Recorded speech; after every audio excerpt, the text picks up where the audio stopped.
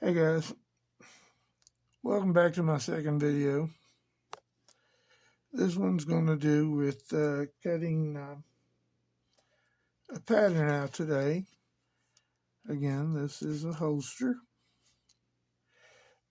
What you see me doing right now is I use lapping compound, which is extra fine for valve seals, but I always wet it first.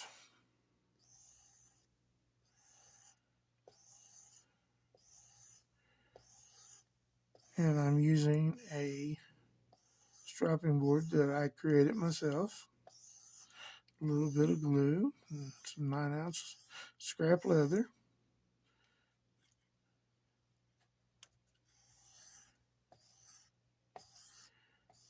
And you're going to see me sharpening my swivel knife and my X-Acto blade. Now the technique I use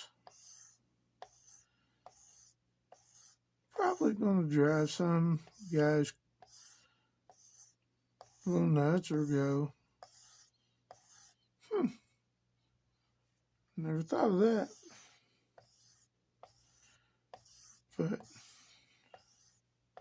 I think there's nothing better. The swivel knife is the best tool that you have in your toolbox for making delicate turns and very straight cuts. It's easy to control once you develop the skill.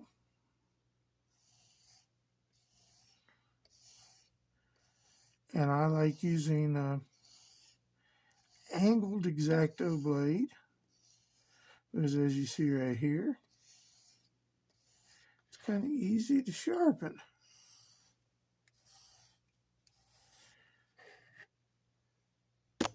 Now move that out of the way. Now the first thing I do is I'm not saturating it.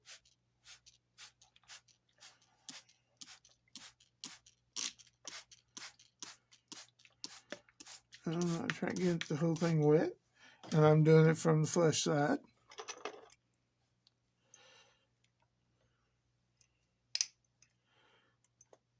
And now I'm going to start cutting. And as I said before, this knife is easy to keep vertical.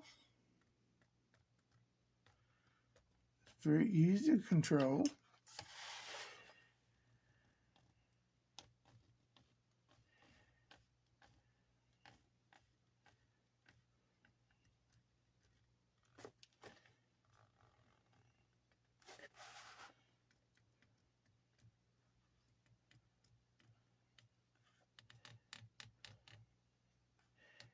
And I usually only need to make about 2 passes with this knife.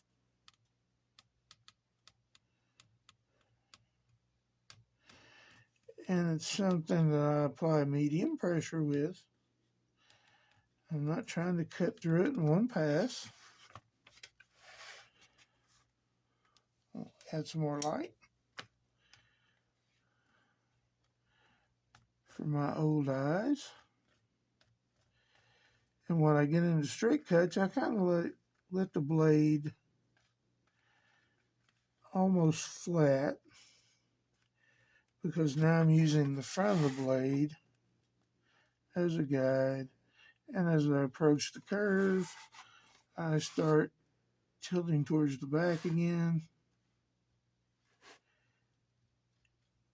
and using it as it's designed. And I tend to cut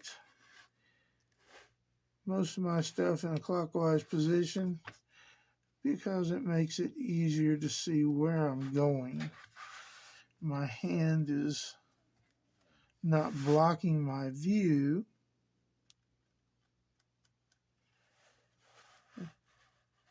And like I said, as I hit the straights, I start laying my blade back down again.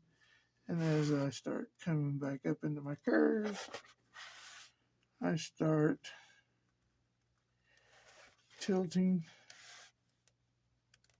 back a little bit.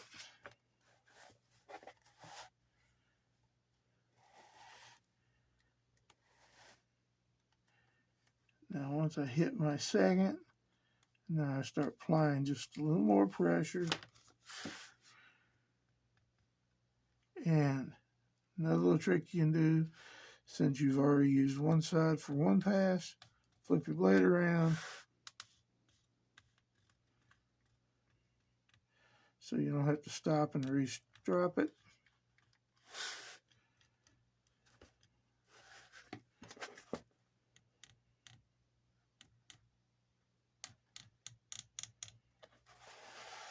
It's already starting to squeak and bounce.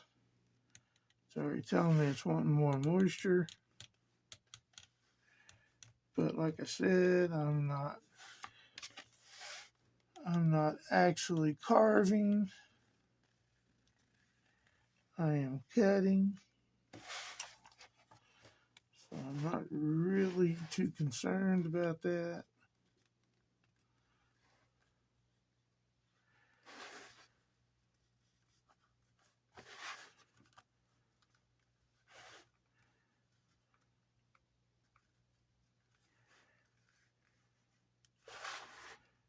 Oops.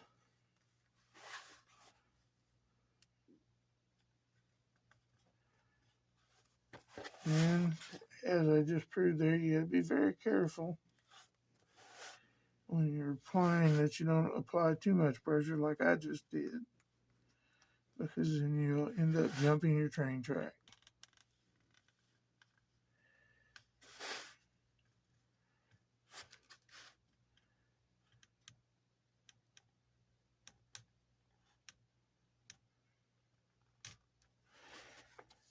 Now I'm putting my blade up.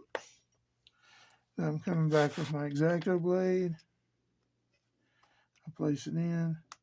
I keep it just a little bit vertical with a little tilt on it.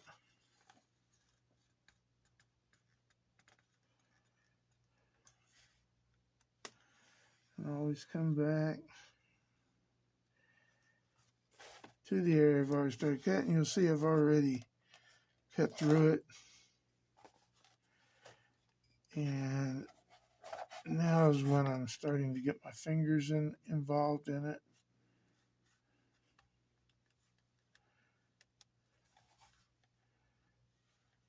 And like I said, you don't want to try to make a complete pass. You want to try to work, not force. Because if you force,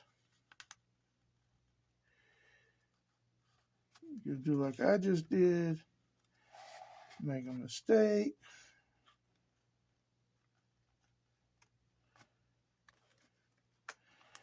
And I'm going to have to pad this knife because I have arthritis. And today it is catching up with me. So you might see me stop and shake my hand a little bit because I'm getting a little numbness.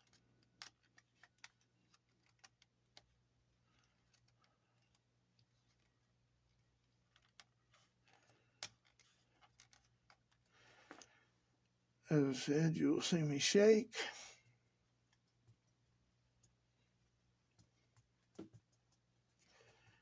Sorry about that, folks.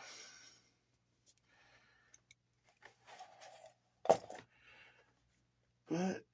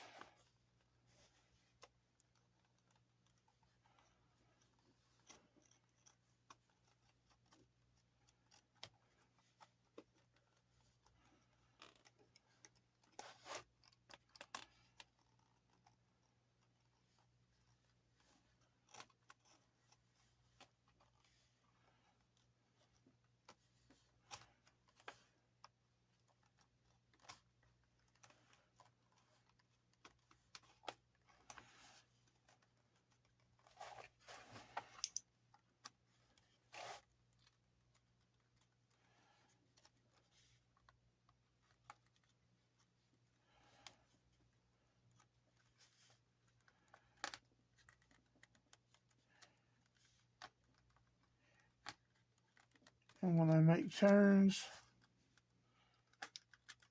I don't want to be trying to finish the whole 90. I tend to cut out a little bit and then come back. Oops.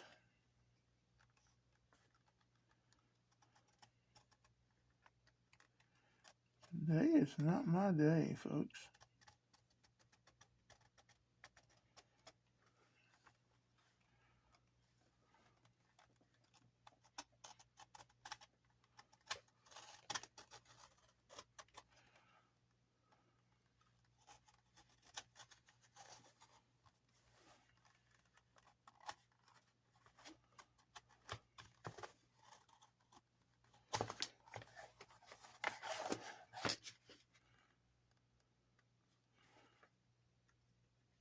Never go into a corner with the intention of trying to complete it.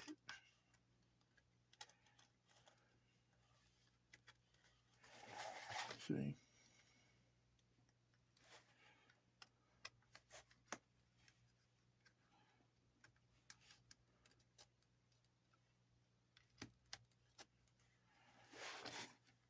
Except for when you get into, and this is where you go slow.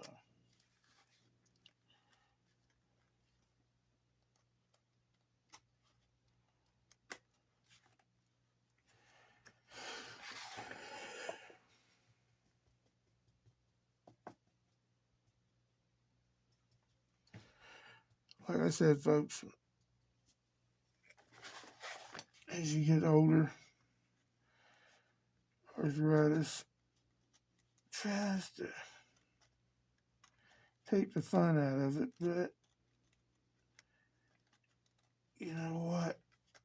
I enjoy doing this so much that I don't think that, other than maybe losing a hand, could, and I think I'd do my damnedest to figure out how to do it one-handed.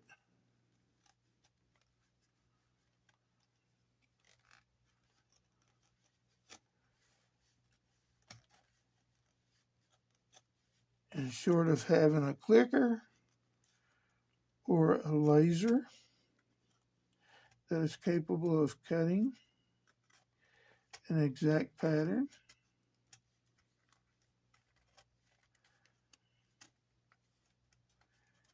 I don't think that there's a better way to do it. At least I haven't found a way.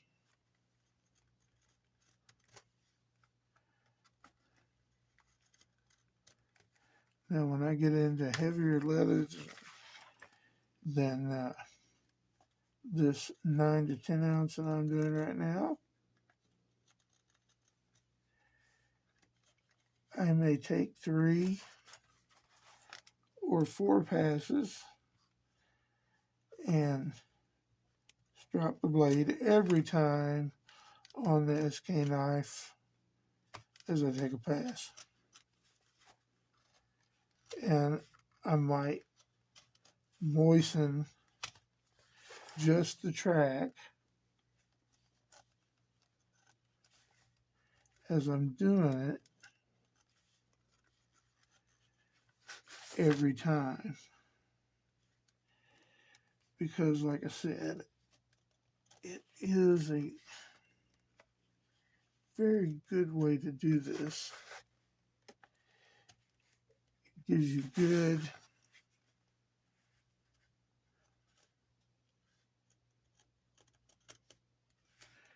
vertical cuts, and you can feel when you're through because you get this nice smooth cut because you know you're on the mat. And that little dirt on my hand there that'll clean off. You end up with a product that looks that smooth. So there are the two tools you need to do a perfect